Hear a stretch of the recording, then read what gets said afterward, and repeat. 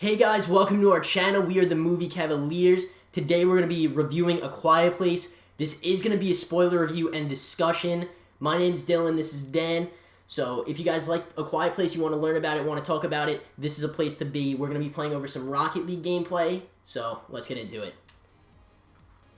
Spoiler alert. It is spoiler alert. Please do not, comment saying you weren't warned, because you were. Alright, so... to get into it, that would be very bad. To get into it, I said you want to start off with, like, the directing and stuff?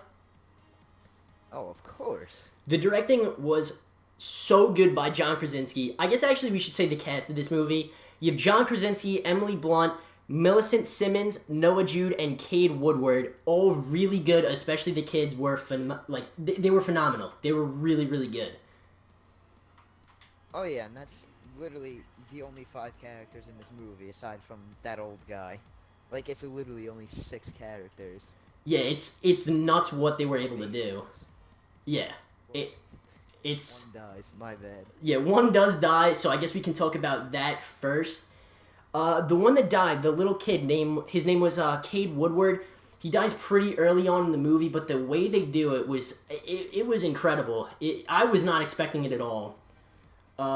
No, I thought they were gonna spare him. Yeah, I thought it was gonna be maybe later on.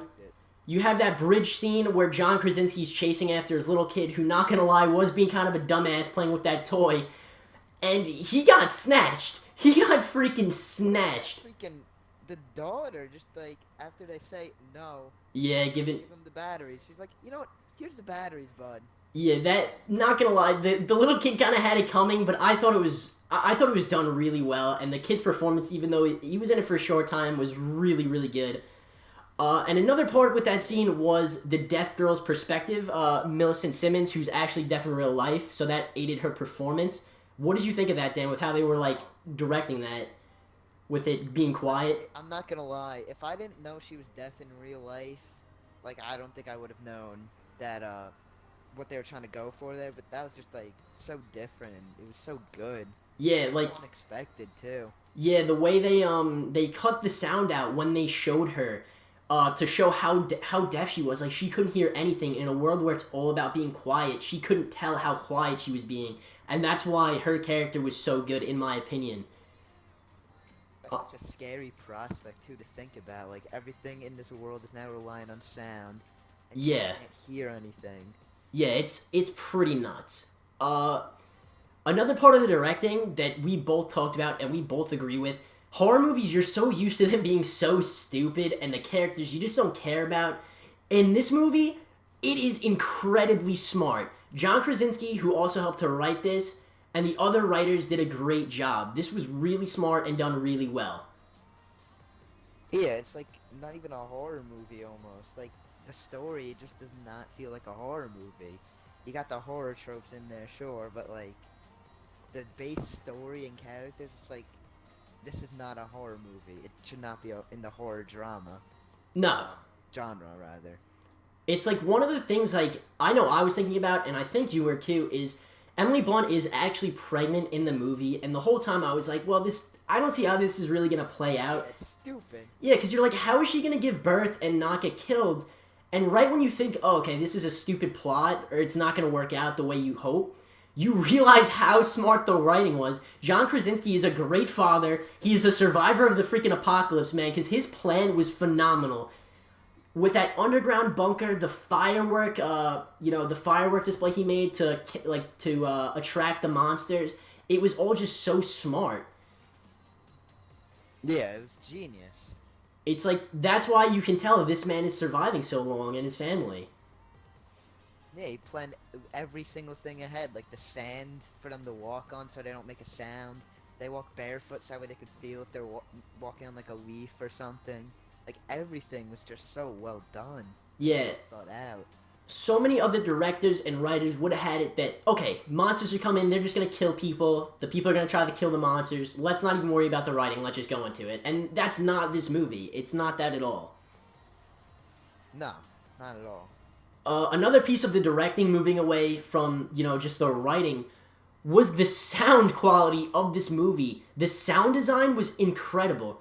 You come from a world that is so quiet that anytime something happens that made like a remote sound, it blew up. It was like the theater just erupted in sound. It was Yeah, nuts. like when the what was it, a lantern that broke? Yeah. Like that scared the crap out of me. Like I jumped in my seat. I'm like, wow, that's loud. Yeah, me and Dan saw it together, and I don't know if Dan remembers, but I legit like I actually jumped from a lantern falling over. It was terrifying, but it made it so good. Loud.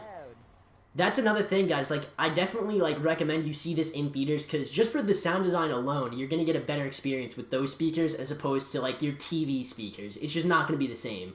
No, don't look it up on 1, 2, 3 movies either, man. Please I know don't. what you're gonna do. Don't do it, man. Yeah. So that's pretty much what we have for directing.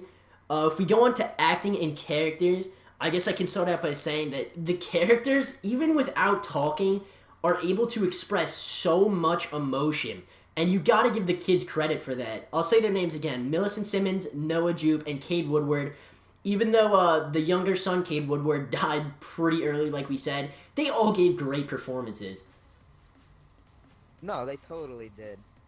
Like, it's amazing how like characters that don't really talk are so much more well developed and have a legitimate character arc versus like other movies where like it's 2.5 hours long and the characters can talk. Like it's just insane. Yeah, it really is nuts. Um, that Feel for them too. Like when spoiler alert, John Krasinski dies, you're like, damn, that was rough. Yeah, that's what I'm saying. Like, the emotion is just there. Let me switch over to replays, guys. Sorry about this. Switch on to another one. The what's it called? I like how just how good the like even the creatures are just. I like the design of them. I know some people don't, but like I thought it was pretty good. I thought they were fairly unique. Aliens. Yeah, like, when their whole head would come apart, I thought that was pretty cool. I love that. And like yeah. when like they would hear something, I think this must have happened like 5 times in the movie or something. But like it would zoom in onto like their head opening up and the ear, like just hearing it. Like Yeah. they showed that a fairly good amount of times. Oh, yeah, they definitely did. And the other thing is, like, I looked up the cast before we did this. Going back to the emotion aspect of this movie, these characters do not mention their names in the movie. They literally don't refer to each other as a name. It's just you know these people are their children, you know these people are their parents, and that's all you get, and you still feel so much for them. Every character feels like they've been living in this world for so long, you get where they're coming from. Oh yeah, totally. So, I mean, on top of the great directing, great writing, the intelligence of the movie, the acting, the characters, you also just have the plot. The plot is smart and it's different. Now, there are things that are similar where it's like, like there are just generic monster stories where, they have weaknesses and stuff. But the hearing aspect in this, the fact that these people can't talk, that's what makes this movie for me. Oh yeah, totally. The plot is just very tight too. Like things from the beginning of the movie, like her hearing come back into the end and end up actually being the weakness of the monsters, and like it's very normally like horror movies are like just monster movies like this. Like the characters will just like they just figure out the weakness like without what's it called? They figure out the weakness just for no reason, like just for the plot. But like Yeah. this one, like they hinted at it a few times. And she discovered it on accident. Yeah, like you feel it. Yeah, and it's like, it's not like something that it was just like, it doesn't feel like plot convenience because it makes sense to the movie where it's like, this girl who can't hear, her hearing aids are pitching like a high frequency, and for a monster that is so sensitive to hearing, it makes sense that it would like paralyze them. Yeah, it does make sense. Like that's one of the things I liked about it. The movie, like in the beginning of the movie, John Krasinski has like a whiteboard like with like weakness question mark, and you could probably guess like it's a high frequency or something to do with sound because they're so sensitive to it. You could maybe guess that, but like the way they figure it out, I just think really made it for me. Yeah, I think that's really good. Another good smart plot was just or not even smart plot, but just a fantastic scene. We gotta mention Emily Blunt's scene giving birth. Oh, That's I felt like I nuts. was in pain while she was doing. It She was giving birth. Guys, let me just say, like, we can't really stress enough. It was so good. Her acting kind of stole the show. She definitely had the best scene in this movie, arguably. And it's just so tense, and that kind of gets into the whole movie. Don't let the scares discourage you from seeing this movie, because it honestly, I think you agree, Dan. It's really not that scary. It's more just tension filled. No, it's not very scary. There's not a lot of jumps, like scares or anything. Like I thought it would be more, but it really wasn't that much. And the scares that they do have are kind of like just generic horror movie jump scares, like the raccoons falling off the house, Yeah, or the hand in the shower. But you're really, when you're going to see this movie, you're going to see a good movie and a good story, not so much a horror scares. yeah. It's like there's very tense moments, and it's like, wow, this is definitely scary. And like Dan said, there's a couple not cheesy, but a couple like overdone jump scares, like we said with the bloody hand on the glass.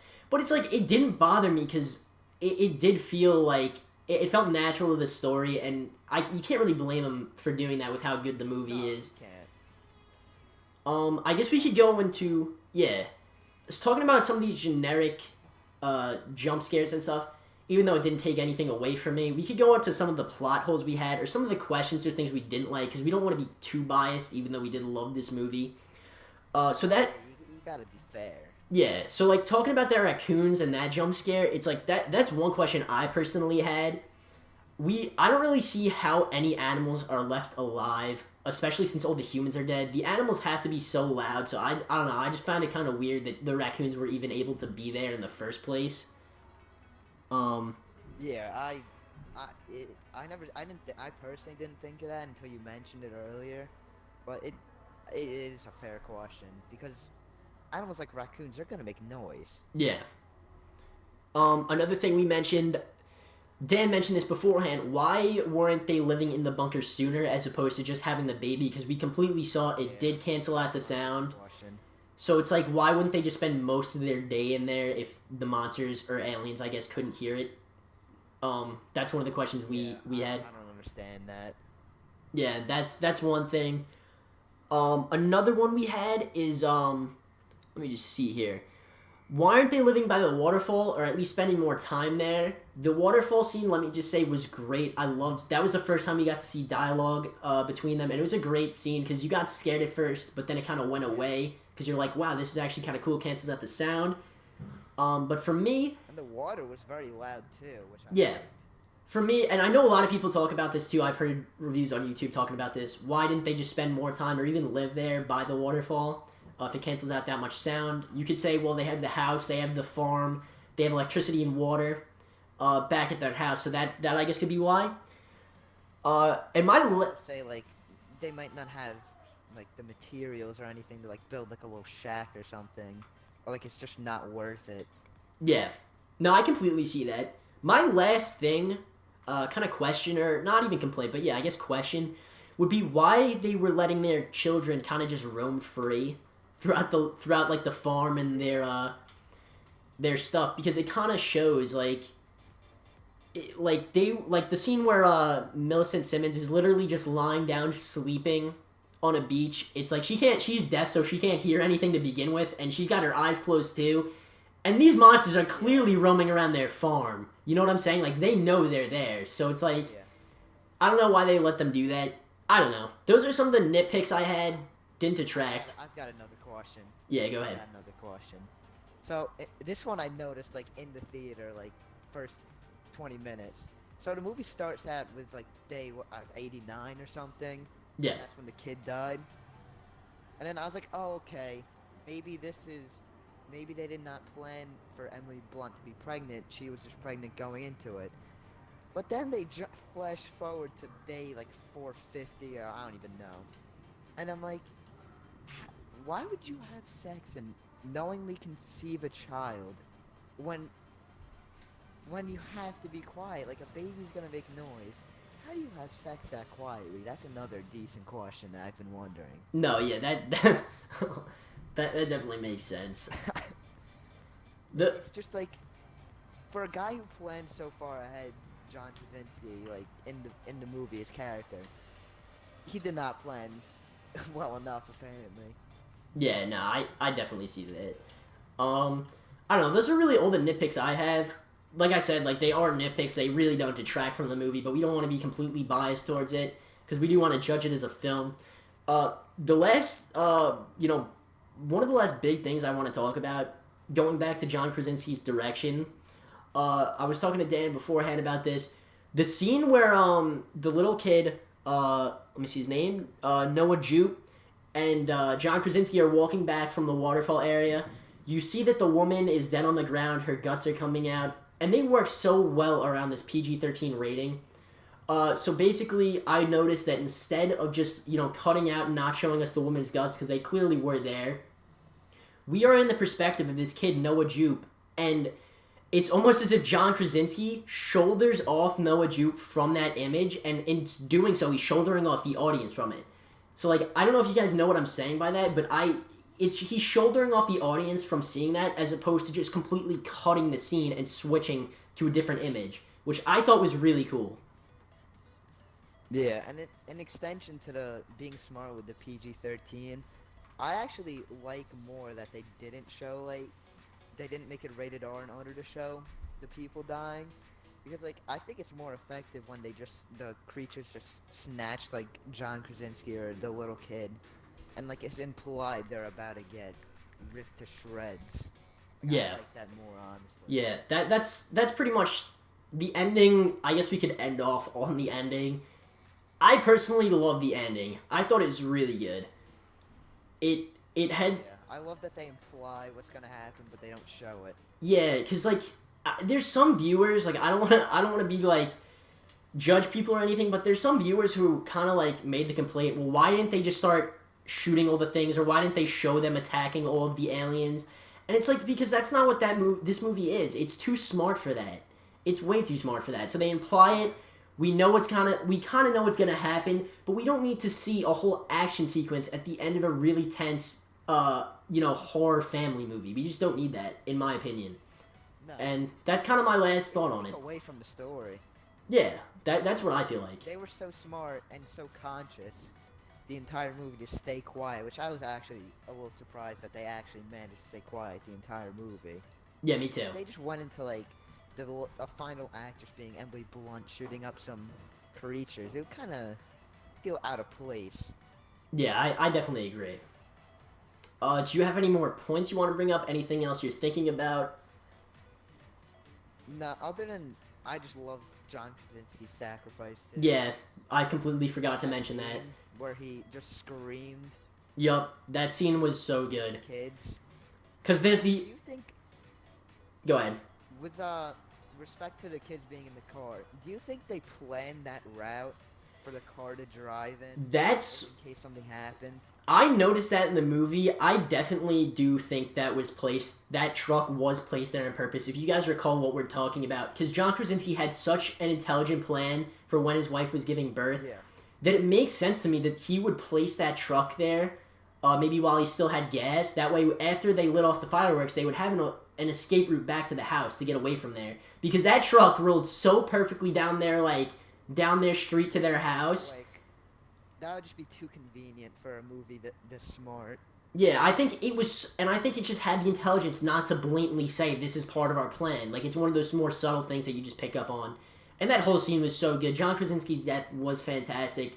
Even though Emily Blunt, I think, had the best acting scene, I think that was the most emotional scene for me, was John Krasinski's death, when we get to see him, openly saying for the first time in the movie that he loves his kids, that he's always loved them, and then he sacrifices himself. Again, the movie restrains from becoming an action movie. It does. I love that, too. Yeah. It just shows the respect they had for the movie and the property. Yeah. They definitely put a lot of care into this movie. They definitely did. So, I don't really have any more major points to say, unless Dan does, other than the fact the acting's great, directing is great, it's incredibly smart, it's emotional, it's scary but not overdone.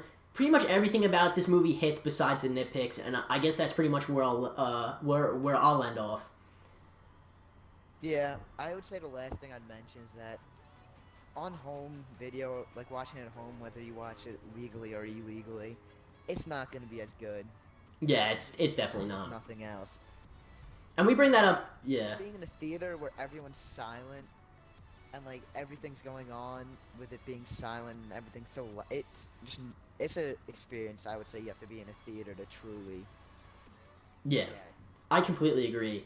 Now, this is our first video, so we don't have a rating system. So I don't. Dan, do you want to just do it as like a percentage out of 100 right now, just for the sake of giving some sort of rating? For now, we got to come up with something. Yeah, this is our first video, guys. So if we did ramble in some parts or something, that's our bad. We're still learning how to do this. Yeah, it'll get better.